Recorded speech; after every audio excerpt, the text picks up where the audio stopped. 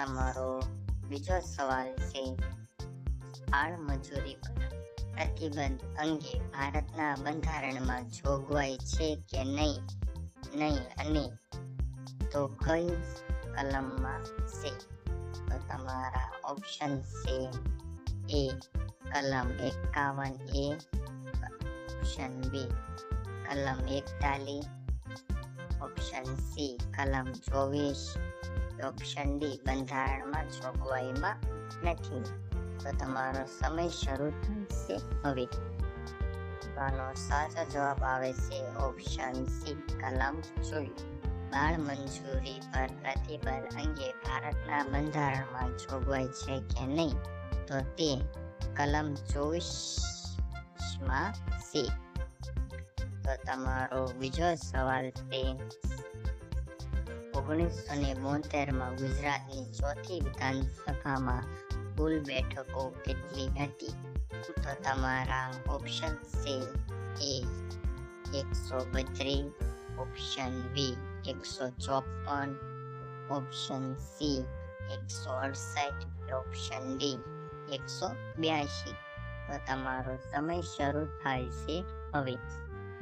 તો તમારો સાચો જવાબ આવે છે ઓપ્શન સી 168. 1972માં ગુજરાતની ચોથી વિધાનસભામાં કુલ 168 બેઠકો હતી. તો તમારો બીજો સવાલ છે, ભારતના બંધારણની રચના વખતે બંધારણ સભાના કેટલા સભ્યો હતા?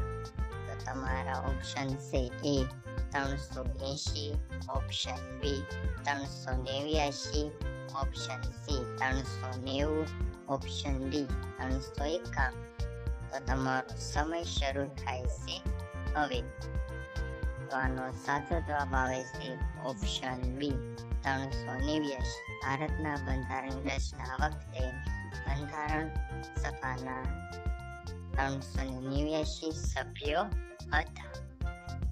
તો તમારો બીજો સવાલ છે, કયા વર્ષ બંધારણમાં સુધારો કરીને મૂળભૂત ફરજોનો બંધારણમાં સમાવેશ કરવામાં આવ્યો હતો? તો તમારો ઓપ્શન છે A 1972, option B 1978, option C 1976, option D 1980. તો તમારો સમય શરૂ થાય છે હવે. આનો સાચો જવાબ આવે છે ઓપ્શન સી 1976 ના વર્ષમાં બંધારણમાં સુધારો કરીને મૂળભૂત ફરજોનો બંધારણમાં સમાવેશ કરવામાં આવ્યો હતો. તો તમારો બીજો સવાલ છે, ગાંધીજીના કહેવાથી ભારતના બંધારણમાં ભાગ 4 રાજનીતિના માર્ગદર્શક સિદ્ધાંતોમાં અનુચ્છેદ કયામાં ગ્રામ પંચાયતની રચના માટે જોગવાઈ કરવામાં આવી હતી? તો તમારા ઓપ્શન સી A 20, option B 30, option C 40, option D 45. તો તમારો સમય શરૂ થાય છે હવે. તો આનો સાચો જવાબ આવે છે ઓપ્શન સી 40. ગાંધીજીના કહેવાથી ભારતના બંધારણમાં ભાગ 4 રાજનીતિના માર્ગદર્શક સિદ્ધાંતોમાં અનુચ્છેદ 40માં ગ્રામ પંચાયતની રચના માટે જોગવાઈ કરવામાં આવી છે. તો તમારો બીજો સવાલ છે, બંધારણની 6ઠ્ઠી અનુસૂચિ અંતર્ગત આવતા ક્ષેત્રોના વહીવટમાં નિમ્નલિખિત વિશેષતા નથી.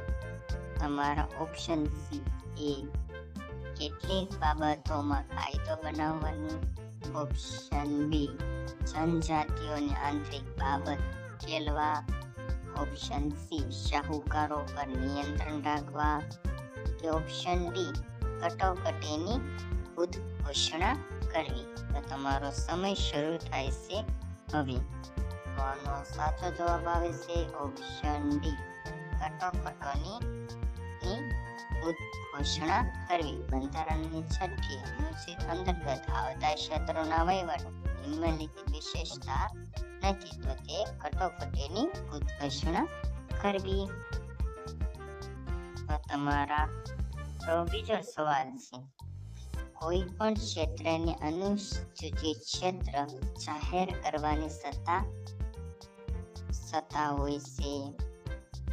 તો કોઈ પણ ક્ષેત્ર હોય એને અનુસૂચિત ક્ષેત્ર જાહેર કરવાની સત્તા કોની પાસે હોય છે? તો તમારા ઓપ્શન છે, એ વડાપ્રધાન પાસે હોય, ઓપ્શન બી રાષ્ટ્રપતિ પાસે હોય, ઓપ્શન સી મુખ્યમંત્રી પાસે હોય, કે ઓપ્શન ડી રાજ્યપાલ આગળ હોય. તો તમારો સમય શરૂ થાય છે હવે. તો આનો સાચો જવાબ આવે છે ઓપ્શન બી રાષ્ટ્રપતિ. કોઈ પણ ક્ષેત્રને અનુસૂચિત ક્ષેત્ર જાહેર કરવાની સત્તા રાષ્ટ્રપતિ પાસે હોય છે. તમારો બીજો સવાલ છે કે ભારતના બંધારણના અનુચ્છેદ 244(1) કોના વહીવટનું વર્ણન કરે છે? તો તમારા ઓપ્શન છે, એ આદિવાસી વિસ્તારો, ઓપ્શન બી જમ્મુ કાશ્મીરનો વિસ્તાર, ઓપ્શન સી હિમાલયના પહાડી વિસ્તાર, ઓપ્શન ડી જંગલ વિસ્તાર. અમારો સમય શરૂ થાય છે હવે.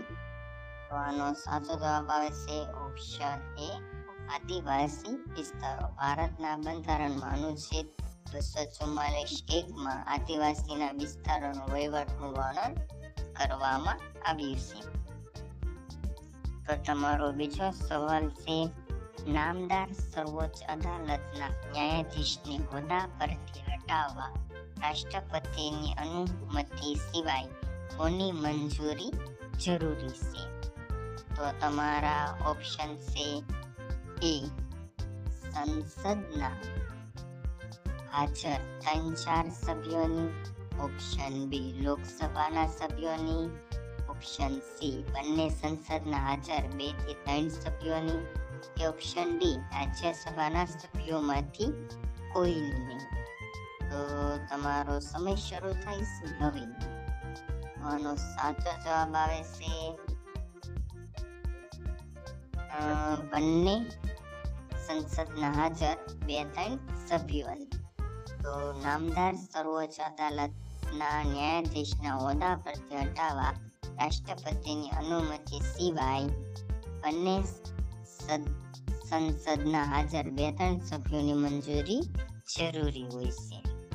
તો તમારો બીજો સવાલ છે, રાજ્ય ચૂંટણી આયોગ કઈ સંસ્થાની ચૂંટણીનું આયોજન કરતું નથી? તો તમારા ઓપ્શન છે, એ વિધાનસભા, ઓપ્શન બી જિલ્લા પંચાયત, ઓપ્શન સી ગ્રામ પંચાયત, ઓપ્શન ડી નગરપાલિકા. તો તમારો સમય શરૂ થાય છે હવે. તો આનો સાચો જવાબ આવે છે ઓપ્શન એ વિધાનસભા. રાજ્ય ચૂંટણી આયોગ કઈ સંસ્થાની ચૂંટણીનું વિધાનસભા સંસ્થાની ચૂંટણીનું આયોજન કરતું નથી.